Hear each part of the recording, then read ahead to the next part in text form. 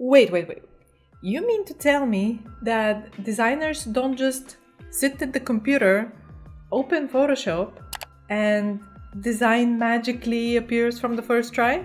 Then what exactly goes on behind the creative process, and how do these designs become the way they are? Hello world, my name is Ivana, and when I was starting graphic design, I was very confused as to how these awesome designs come to life. I thought that I wasn't a good designer because my first time creations were not good enough. The truth is, no one's first tries are good enough. And if you've been scared from trying graphic design because you're worried about this, then today I will show you an effective way that you can design, well, anything. Just a quick disclaimer though, this is a process that I have developed for myself by also watching other designers develop it, but I'm sure it's not foolproof. So if you want to take out some of it for your process, then feel free to do so. But I don't think it's anything that they maybe teach necessarily in school, so don't quote me on that, okay? In this video, I will design a poster, a logo, and a hero section from a website, just to show you how much in common designing for these three mediums has and how we can use the same process for designing each of these. As the great Massimo Vignelli has said, if you can design one thing, you can design everything. So, let's start! I don't know why I'm so happy recording this video today, I'm having so much fun. So first thing we need to have is a design brief. The design brief is usually something that your client gives you, or maybe it's like creative lead or an account manager, depends on where you work. They will give you this task to create something like an asset or social media image, let's say logo. In some cases, however, those briefs will not be very clear or very well rounded for you to understand them completely.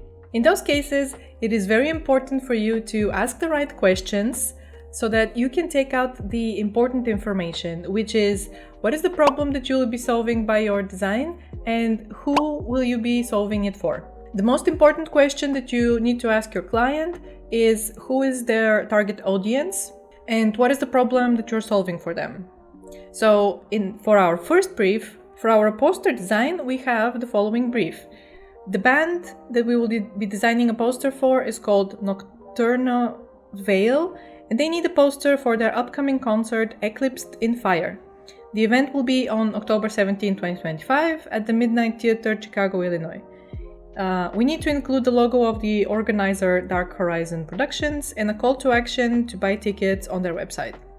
This is all generated brief, so if any of these things do not exist, then it's for a reason. Now, based on this brief, we will be designing a poster for like a dark sort of metal band, and our target audience could be both like young adults and maybe older folks who listen to this type of music, possibly only American based. And the problem we will be solving with the poster is obviously how to grab these people's attention so that they get interested enough to visit the concert. It's either by knowing the band or maybe they like the type of metal music that they play, so they might get interested from the visuals of the poster. For the logo design brief, we have a brief from an ice cream shop owner who will be opening up their new shop soon called Moo and Magic. Isn't that so cute? Moo and Magic is a whimsical, playful ice cream shop designed to bring joy, nostalgia, and a touch of enchantment to every scoop. As you can see, this is like a completely different brief with a completely different feel, and their target audience are different people.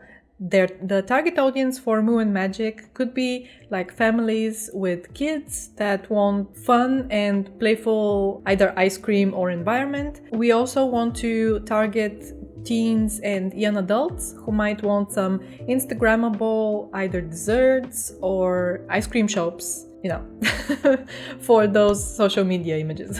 The problem we need to solve here is create a visual identity that will match the brand's values and relay the brand's message well enough to attract that target audience to come eat at their ice cream shop. Third brief, for the hero image, we will be designing a website for a phone and internet provider called Jet. Jet is a youth-oriented phone and internet provider offering affordable, high-speed connectivity solutions tailored for Gen Z and millennials. Right, so we have in the brief the target audience. We will probably target Gen Z and millennials, and they are looking for good internet offers because who uses phone plans anyway? Like, are you calling anyone? No. And the problem we need to solve with the hero image is to be transparent enough or clear enough with our messaging for what the website is about, what the brand is about, and we want to grab the attention enough so that the people who are on our page are interested enough to buy the plan from Jet. All right, we have our briefs and we've pinpointed our problems that we will be solving. The next step that we need to take is research. We need to do some research so that we pick the best direction that we can take our design. This includes, we need to research the brand that we need to design for. Like, how do they position themselves currently if they have existed for a while now, right? What industry they operate in. We need to research what their current market looks like. And from there, we also need to research their competition and how they position themselves on the market.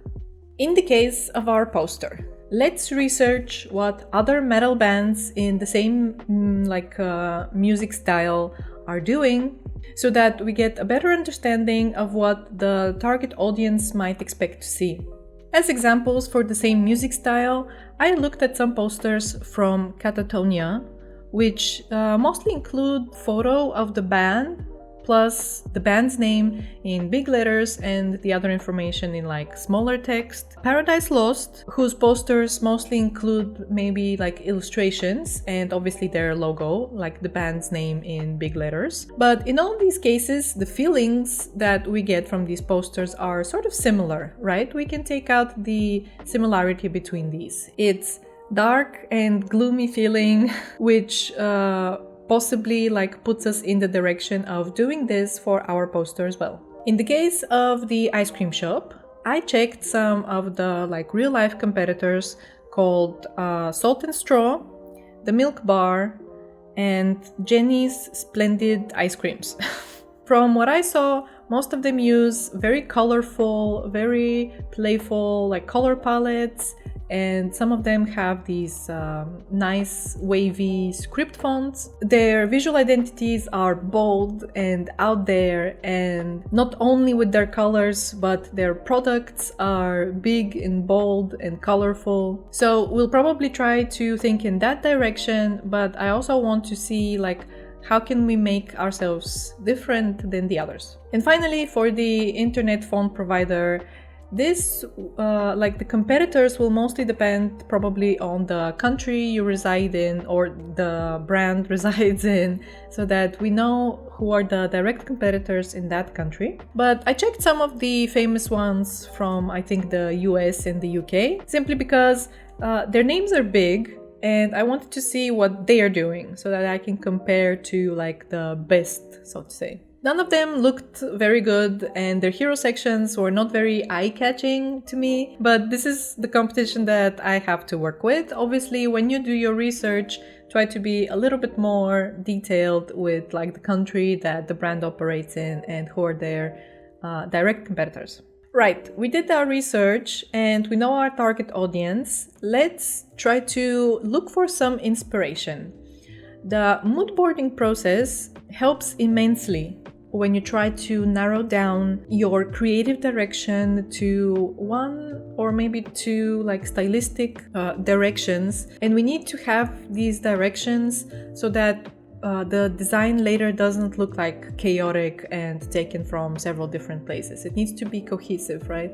The mood board also is based on your research that you did before for the market, the competitors, and the brand's industry that they work in, but also the creative direction that you want to take the brand in. Right, so I just completed the mood board for the poster design, and what I have in mind is that Why did I make it in sort of several sections? Here I want to explain quickly. These several posters from like real life bands serve as examples of what's been done before for in the similar music industry.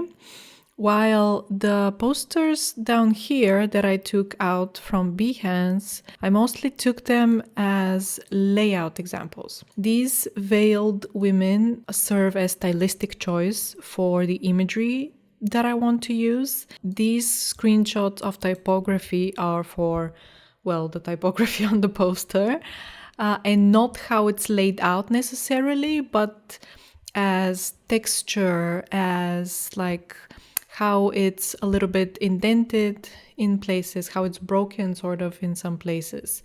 These two screenshots down here, I searched for dark stone, like another stylistic choice maybe, or another visual that we might put in the poster that could catch the attention. This crystal here, I think it looked very interesting with the like light shining from behind. I think that would be an interesting thing to maybe try to recreate in the poster.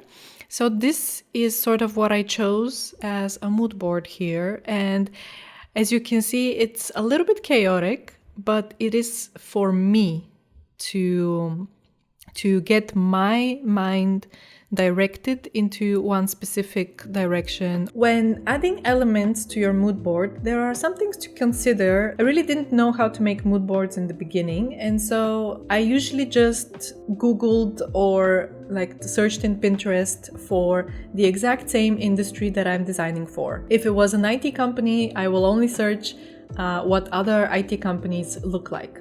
I can tell you that if you want to create a certain feeling, let's say the playful and colorful feeling for the logo design, you can add colorful and playful images to your mood board and colorful and playful typography from other projects that do not necessarily have anything to do with like ice cream shop in this case, just so that you can make it clearer in your head the direction that you want to take the brand in. Mood board number 2 for the logo design is complete. On the left here are other projects about ice cream and what they did. So I decided to include these 4 in particular because they're the ones that caught my eye the most, and I think they are clean enough and also fit the brief well enough to help me visualize later like a logo concept or something like this.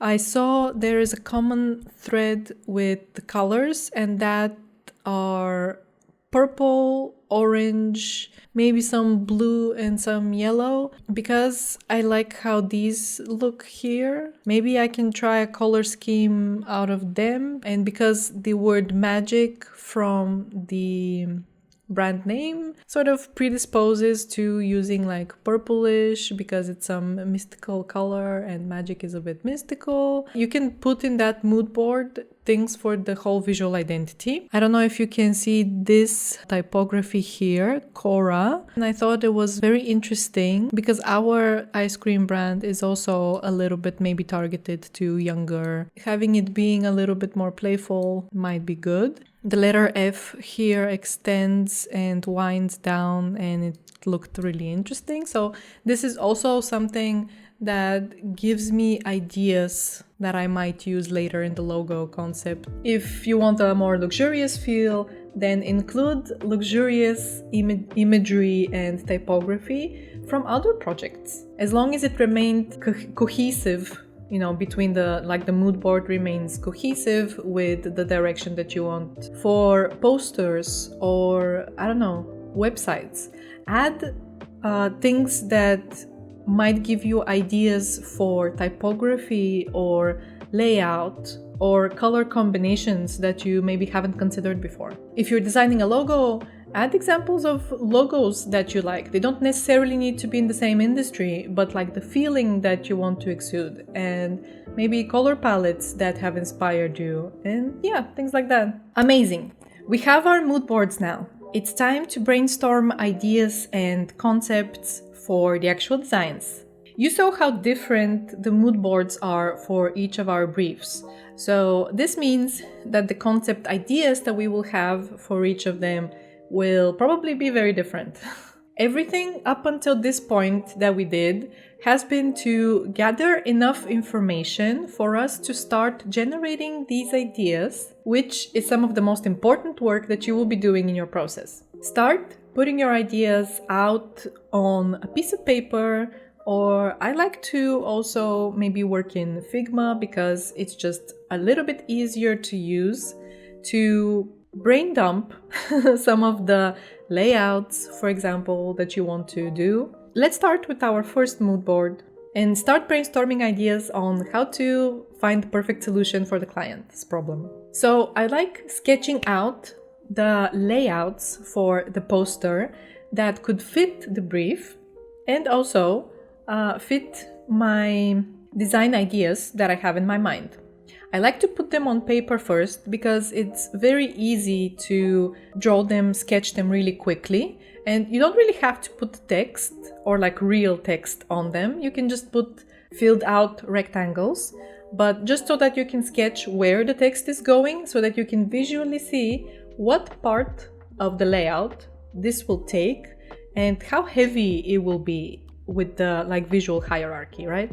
That way you can quickly see which layout will work better than others. Like seriously, I didn't think of this when I was starting graphic design. I can't believe no one told us to sketch the layouts for poster design. Yeah, I saw these methods in like YouTube videos online, following other people's processes, so to get ideas for how to do this. When I saw people sketching their poster ideas, I was like, of course, why didn't I think of this sooner? For the logo design, as you've seen in some of my previous videos, if you've watched them, I do like to sketch out ideas on paper as well, especially if I'm trying to make a logo mark. I want to see first how it will look on a piece of paper. In the case of Moo and Magic, however, I can see that probably the logo, the whole logo, will mostly be typographic. So choosing the right typeface in this case will be more important than me sketching it on paper, but I wanted to get some of my ideas that I had in my mind out on the piece of paper just to see like lookup wise how it might look, and some of the ideas that I had how they would look. As you can see, I did strike out one of them because, well, it looked like something that it shouldn't look like, that we shouldn't have in the logo. For the hero section, I didn't sketch anything this time, but sometimes I like to do wireframes for like a whole page on a piece of paper first,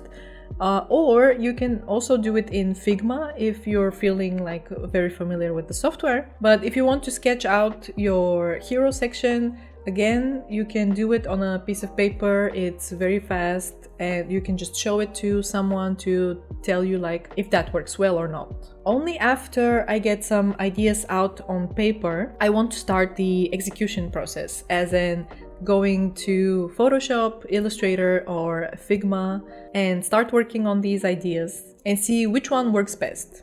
In the cases of heavy typography like posters and stuff, Photoshop is not my favorite, but in this case, I wanted to show you my process in Photoshop and how I would iterate on variations of compositions and layouts for this poster in Photoshop. I've set up my file for the poster, and the first thing I include is all of the text that the client has given me in the brief that need to be on the poster, and I want to start positioning the text inside the poster to see how it will look and what type of compositions we can make. What is important in a poster is that it has the information about what it is about, when is it going to happen, and where.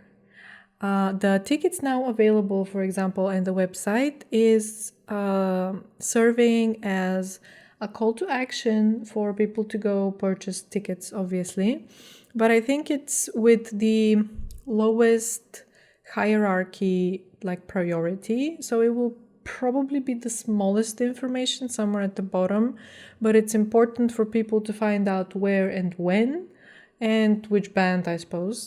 That one is important as well. It's probably best to have like real text instead of just gibberish. So that's why I generated some text so that we have it for the poster. The first thing I want to show you is that I usually group all of the texts, and this will be text. And so inside the text group, there will be all of the text that we need to rearrange to make it to have good hierarchy in the poster. And now I will try out some layout to see sort of what works best.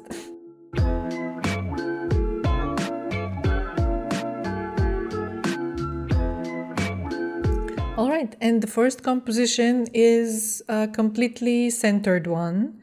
I think this would look very good. Maybe Eclipsed in Fire could be a little bit bigger and maybe a little bit bolder.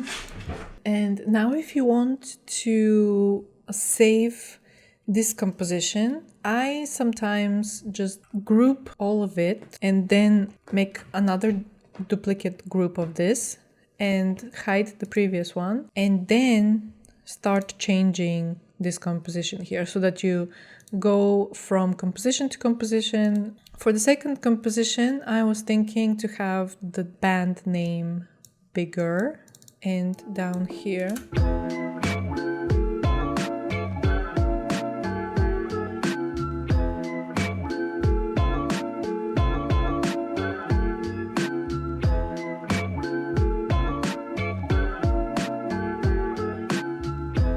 Alright, second composition is done, and so if you want to switch between them, just hide one and show the other. And look at this.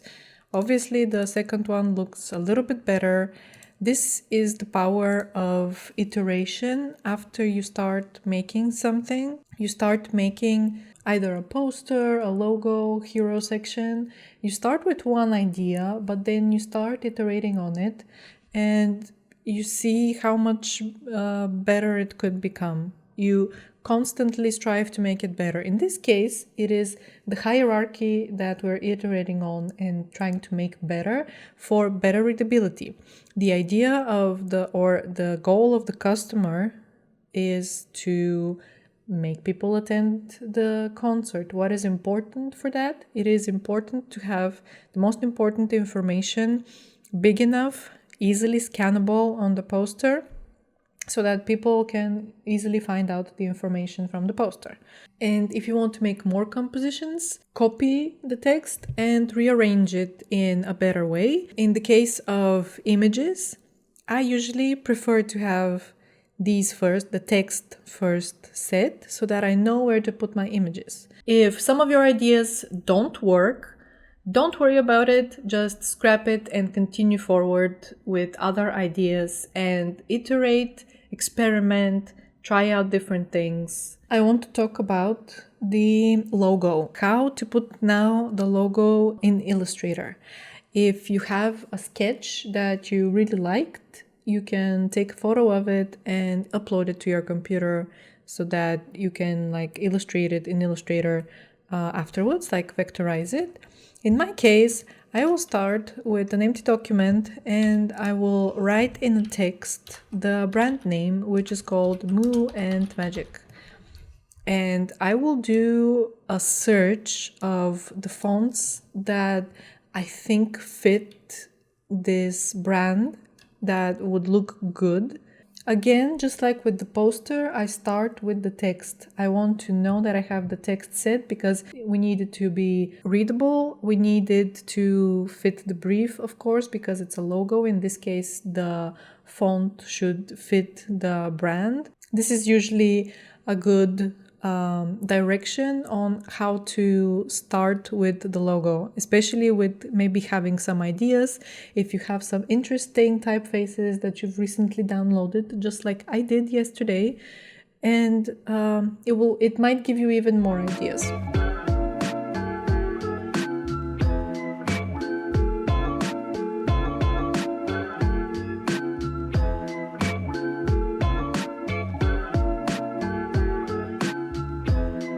I got these interesting fonts and I like some of them, and I'm going to be left with these. I like the @ from here, so I'm just going to keep only that and delete the rest. And I think I'm going for something like this in the end. This and sign is also nice. I will take it out on its own. This is sort of how I imagined the M. So I'm thinking of using something like this. So I wanted to show you iteration, right?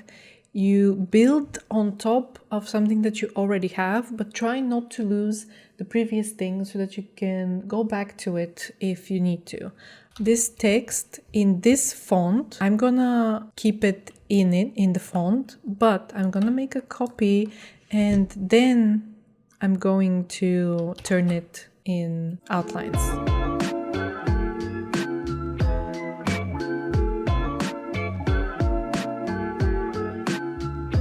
All right, and I wanted to see how we could customize this a little bit more. That looks like this, so that maybe the two M's are a little bit different, but sort of in the same style.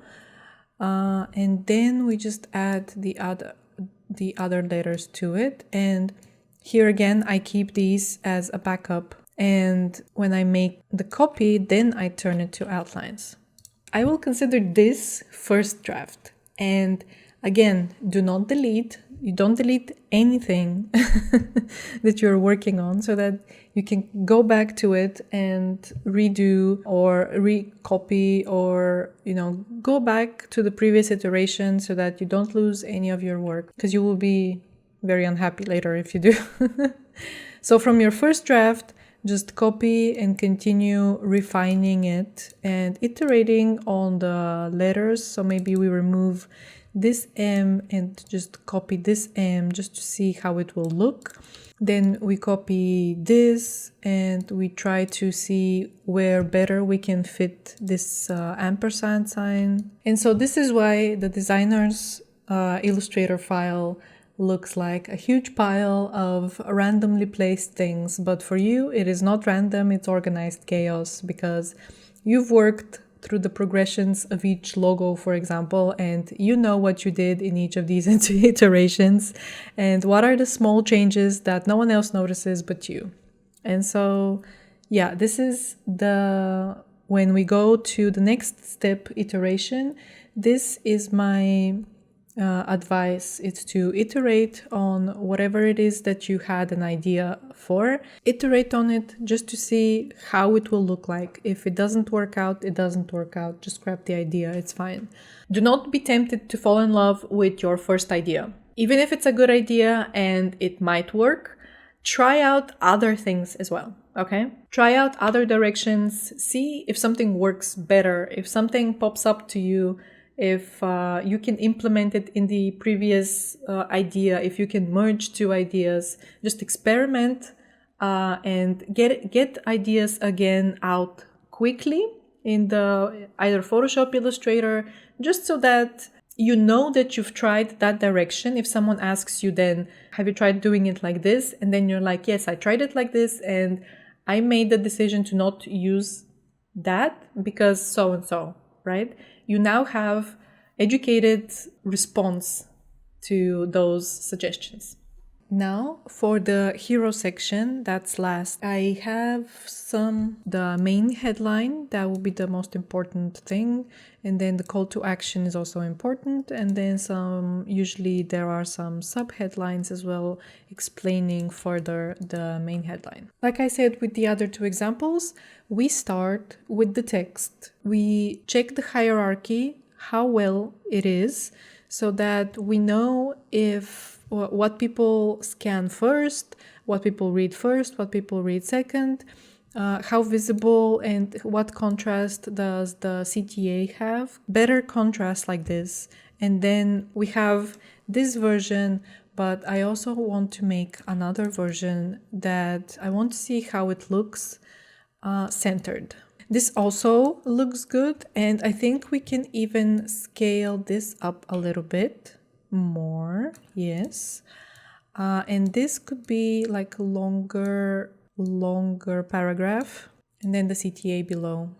I think in this case, you will obviously have to look for your particular case, how it looks, but I think it will also look good if we split these three. This might work. We duplicate again if we want to make another variation of this. This might work as well. We get this down a little bit situated here. And then around this type, I think it's more appropriate to put the imagery, because the images, while they are important, the conversion happens from the text. We want them to click on the button instead of looking at pretty pictures. Again here, just like with the other two cases, iteration, iteration, iteration. Save all of your previous copies. Which one of these might work best for your copy plus image, only for your copy, what image could work best in each of these variations, and then decide. No one really does only one variation of something and call it a day. We all do several iterations of the things, and maybe check with somebody else, depending on your position, which one of these would work best, and then decide. If you're the one to decide, then decide the one that would serve the client best, in your opinion. At this point, we're about 80% done with our work. Let's finish our first iterations. Try to finish these first iterations up to a state where they can be presented in like a certain context, because after you've finished your designs, the next step is to present them to the client or manager or whoever is making the decision. And so your designs should look presentable first of all, but also in the right context. For example, logos, when presenting logos or visual identities, it will be good to like mock up your designs in mock-ups that are relatable to the industry. For example, with the Moo and Magic logo design, we will be presenting it in like a ice cream shop or maybe ice cream cone or something that has to do with the subject of the visual identity or their industry. And presenting unfinished designs might only like confuse the viewer.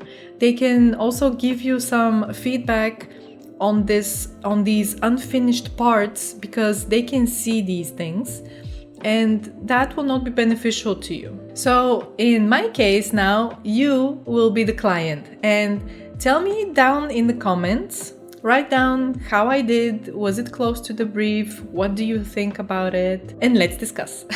For the poster design, I created both of the concepts that I had in mind, while also keeping that centered composition of the text, just like I showed you before. I thought that would look best because as to like not overload the design too much. The first option is the woman with the veil that I saved in my mood board earlier. And the second option is the stone with the backlight coming behind it. And I gotta say, I really like both versions and I do think they fit the brief well, but it will all depend on how the band, if it really existed, positions themselves in that metal sphere, and also like what do they want, how do they want to present themselves in like online and in advertisements and stuff. So for example, if they don't want to have models in their like posters, then probably the one without like a human in their poster, that version would work best in this case. And I want to add something for when you design a poster.